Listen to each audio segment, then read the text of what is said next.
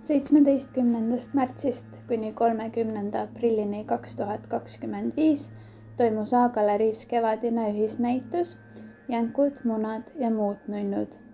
Näitus jätkas sealt, kus jäi pooleli eelmise aasta üllatusmunanäitus. Seekordse lihavõtte temaatilise hüpikväljapaneku keskmes olid väikesed mängulised vormid, mis kujutasid kevadisi sümboleid. Peategelaseks jänes, kes erinevates kultuurilugudes figureerib viljakuse ja visaduse kehastajana.